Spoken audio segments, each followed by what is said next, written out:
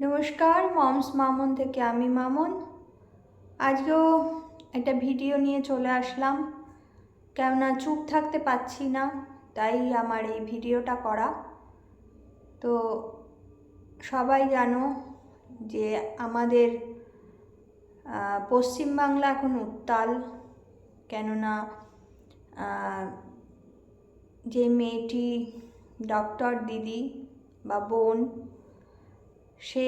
তাকে নৃশংসভাবে খুন করা হয়েছে।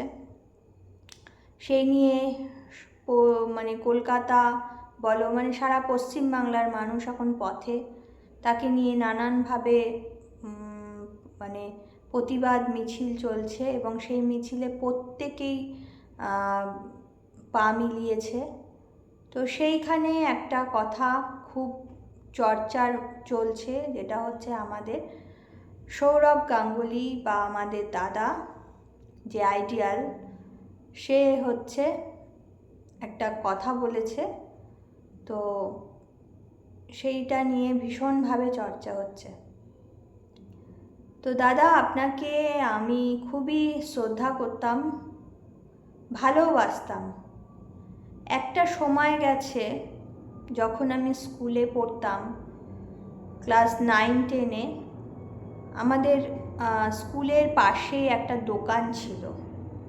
সেই দোকানে ছুটির পরে প্রতিদিন বাবা যে টিফিনটা আমাকে খেতে দিত, সেখান থেকে আমি পয়সা বাঁচিয়ে রেখে দিতাম এবং প্রতিদিন আমি 50 পয়সা করে নিত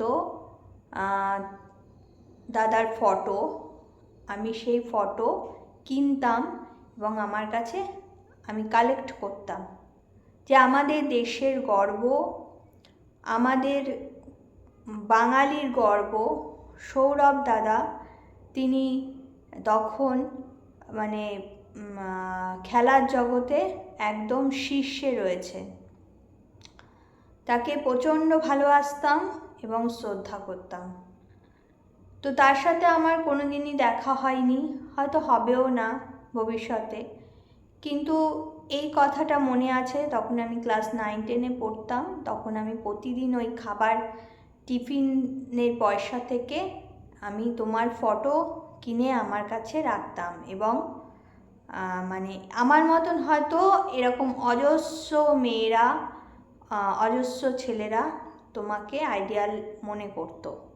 দাদাগিরি আমার দেখতে ভীষণ ভালো লাগতো, তোমার উপস্থাপনা খুবই ভালো লাগতো। কিন্তু আজকে এই ঘটনার পরে তুমি কিন্তু অনেকটাই আমাদের চোখে নিচু হয়ে গেলে, ছোট হয়ে গেলে। আমি জানি না কোথা থেকে তুমি এই কথাটা বলেছো বা তোমাকে দিয়ে বলানো হয়েছে কি না, আমি জানি না, কিন্তু তুমি এটা খুবই খারাপ করেছো।